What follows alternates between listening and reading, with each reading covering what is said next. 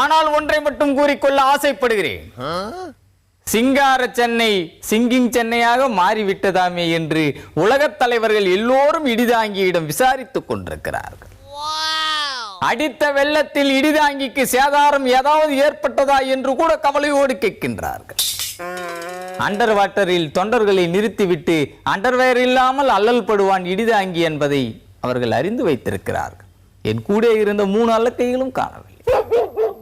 வெள்ளத்தில் அடித்து சென்ற என்னையும் என் கோடான கோடி தொண்டர்களையும் தன்னார்வ தொண்டர்கள் காப்பாற்றி கரையேற்றினார்கள்.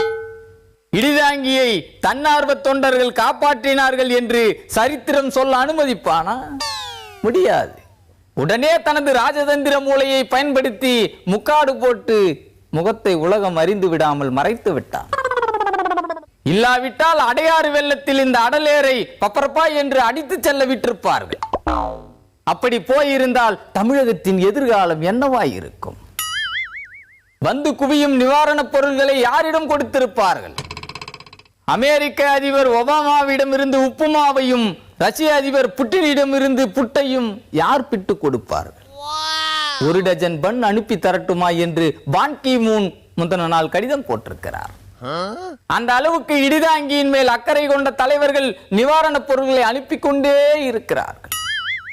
ஏனென்றால் இடிதாங்கியிடம் பொருள்களை அனுப்பினால் அனைத்தும் உரியவர்களுக்கு உரிய நேரத்தில் கண்டிப்பாய் போய் சேரும் என்பது அவர்களுக்கு தெரியும்.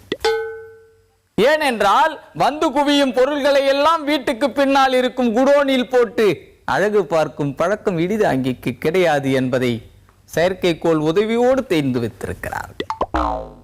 அதுபோல் நிவாரணப் பொருட்களை வாங்கி அதை தன் தொண்டர்களுக்கும் குண்டர்களுக்கும் கொடுத்து வயிறு வளர்க்க மாட்டான் என்பதையும் புரிந்து வைத்திருக்கிறார். ஆனால் இடிதாங்கி நிவாரணப் பணியில் இறங்கி வருவதை பார்த்து மாற்று முகாமில் இருப்பவர்கள் பொறாமைப்படுகிறார்கள். தலைநகரில் சேர்ந்த குப்பையை என் மீது போட்டு என் சேவையின் மீது சேருவாறு இறைக்க பார்க்கிறார்கள். சுனாமி வந்தபோது இடிதாங்கி சற்று பெருத்தது போல இப்போது பெருக்க பார்க்கிறான் என்று தம் கட்டி கொண்டு கத்துகிறார்கள். சுனாமியில் இடிதாங்கி பெருத்தது உண்மைதான். அதற்காக பேரிடர் வந்தாலே இடிதாங்கியின் உடலில் கொழுப்பு பசை பற்றத் தொடங்கிவிடும் என்று கூறிவிட முடியுமா? இந்த வெள்ளத்தில் பள்ளமாக கிடந்த இடிதாங்கியின் வயிறு தூக்கலாக இருக்கிறது என்று குற்றம் சாட்டுவது முறையா? அதற்கு காரணம் என்ன? திறந்து விடப்பட்ட சர்ச்சைக்குரிய கன அடி தண்ணீரில் சில அடி தண்ணீரின் வயிற்றில் பாய்ந்ததால் ஏற்பட்ட உப்பசம் அது.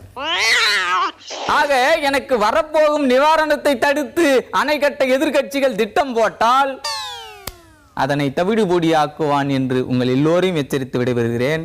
நன்றி, வணக்கம்.